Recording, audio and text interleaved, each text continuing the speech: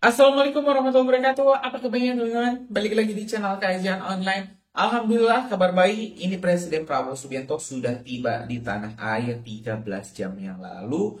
Di berbagai kunjungannya Pak Prabowo punya berbagai kado untuk bangsa Indonesia. Salah satunya yaitu negosiasi tarif dengan Donald Trump atau Amerika Serikat yang akhirnya turun ke angka 19%. Ini salah satu yang paling terkecil teman-teman dibandingkan negara-negara lain. Kalau negara-negara lain antara 30, 40, bahkan ada yang sampai di 1000% dengan Cina. Tapi ya Indonesia di sini kayaknya memilih jalur aman bernegosiasi dengan Trump biar mungkin tidak terjadi gesekan-gesekan yang mungkin mempengaruhi perekonomian Indonesia. Nah, hari ini kita bakal mendengarkan konferensi pers keterangan Presiden Prabowo Subianto yang baru saja tiba di Pangkalan TNI AU Halim Perdana Kusuma pada 16 Juli 2025. Ya teman-teman, tanpa panjang lebar, mending kita simak dulu pernyataan lengkap dari Presiden Prabowo Subianto terkait apa saja sih oleh-oleh yang dibawa oleh Pak Prabowo hasil kunjungannya. Ini Pak Prabowo cukup sering juga ya ke luar negeri. Oke, tanpa panjang lebar, kita simak dulu video selengkapnya. Terima kasih rekan-rekan sekalian. Alhamdulillah saya tiba kembali di tanah air setelah lumayan ya, kalau tidak salah 15 hari saya pergi, cukup lama. Tapi alhamdulillah apa yang kita hasilkan cukup bagus. Saya hadir di BRICS di Rio de Janeiro, kemudian sebelumnya saya kunjungan kenegaraan ke Arab Saudi, ketemu pimpinan Arab Saudi, Putra Mahkota, Perdana Menteri dan pimpinannya sangat bagus, hasilnya produktif. Anda sendiri dengar pengumuman mereka ya, bukan pengumuman kita, pengumuman mereka. Mereka juga menilai sangat berhasil. Banyak kemajuan yang kita capai di beberapa bidang. Mereka tingkatkan investasi di Indonesia. Kemudian saya juga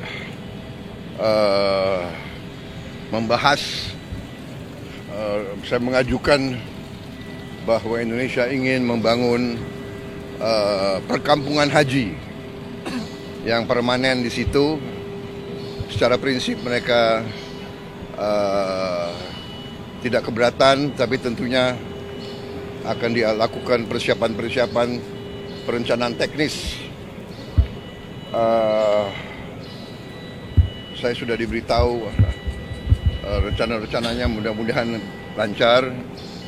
Di beberapa bidang kita juga sangat erat kerjasama dengan Arab Saudi, dengan negara-negara saudara-saudara kita di Timur Tengah, Mesir, Arab Saudi, Emirat Arab, Qatar, Yordan, sangat-sangat sinkron kita. Kemudian BRICS tentunya kita juga diterima sebagai anggota. Sesudah itu saya kunjungan resmi ke Republik Federasi Brazil ya, diterima Presiden Lula dengan baik. Brazil dan Indonesia sama-sama negara sangat besar, memiliki hutan tropis yang sangat besar, bisa dikatakan paru-paru dunia. Kita juga memiliki sumber-sumber alam yang sangat besar. Aneh kita berbicara ya, Presiden Lula dan saya mengatakan aneh relatif kecil.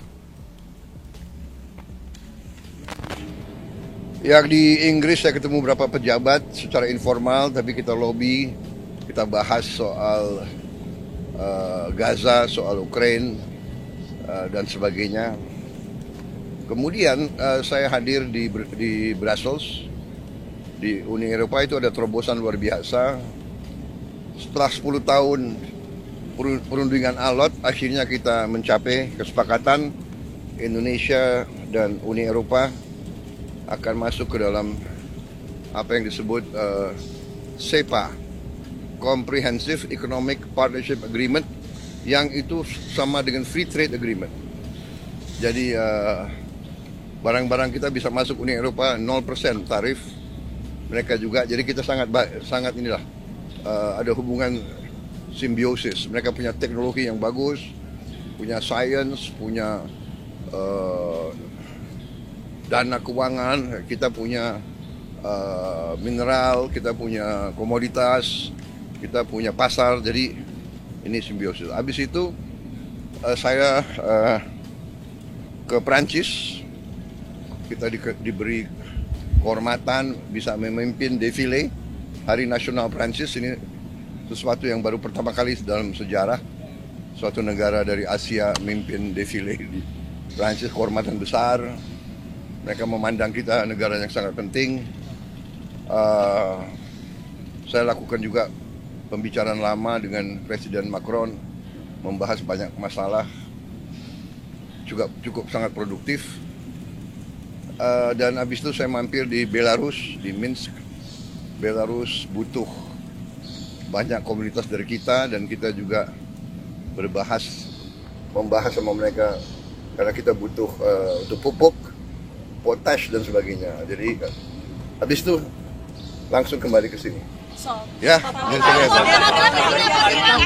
oh ya, saya bicara dengan Presiden Donald Trump. Ya, alhamdulillah juga penuh dengan alot. Akhirnya ada kesepakatan, kita juga akan istilahnya kita memahami kepentingan mereka memahami kepentingan kita, dan kita sepakati sekarang kalau nggak salah ya tarifnya dari 32 diturunkan jadi 19.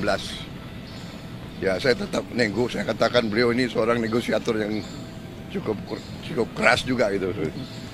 Ya, saya kira itu dari saya. Apakah Indonesia melihat itu secara Pak? Pak, respon 19% bagaimana Pak bagi pemerintah Pak? Kenapa? Boeing gitu-gitu kalau Presiden Trump bilang. Ya, memang kita kan perlu untuk membesarkan Garuda. Ya, Garuda adalah kebanggaan kita. Garuda adalah flag carrier nasional. Garuda lahir dalam perang kemerdekaan kita. Jadi Garuda harus menjadi lambang Indonesia. Saya bertekad untuk membesarkan Garuda, dan untuk itu ya kita butuh pesawat-pesawat baru ya, dan saya kira nggak ada masalah karena kita butuh. Mereka ingin jual pesawat Boeing juga cukup bagus. Kita juga tetap dari Airbus ya. Jadi akhirnya terjadi pertemuan dua kepentingan. Kita juga butuh, sebagai contoh, kita masih import BBM, kita masih import gas, kita masih perlu import gandum, kita masih perlu import kedelai dan sebagainya. Jadi akhirnya kita bisa dapat suatu titik pertemuan. Pak, tapi akan dinegosiasi lagi nggak Pak? Dari defisit gimana Pak? Ya, kita terus akan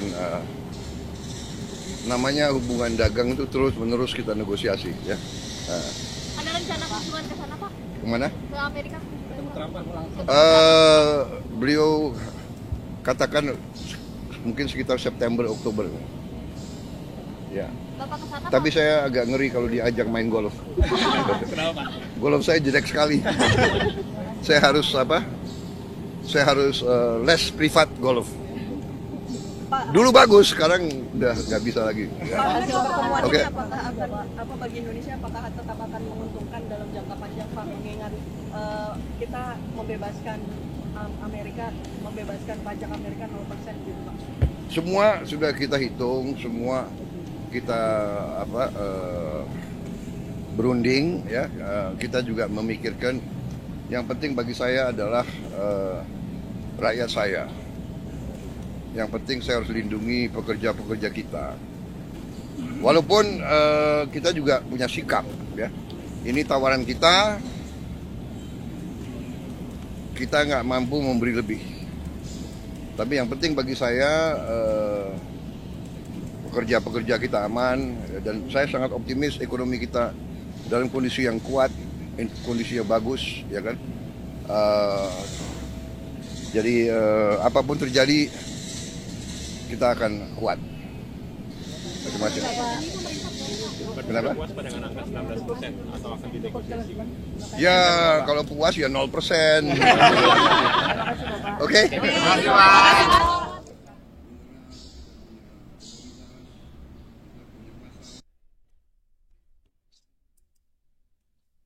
Ya teman-teman, barusan kita telah menyimak pidato lengkap dari Presiden Prabowo Subianto konferensi pers keterangan ya terkait kunjungan kerjanya ke beberapa negara-negara. Saya rasa walaupun Pak Prabowo di sini mungkin ada juga yang pro kontra khususnya terkait penetapan tarif dan bagaimana kita membuka akses seluas-luasnya.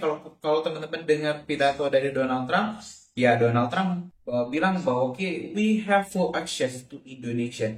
Nah, tapi di sini di titik ya. Nah, tapi di sini teman-teman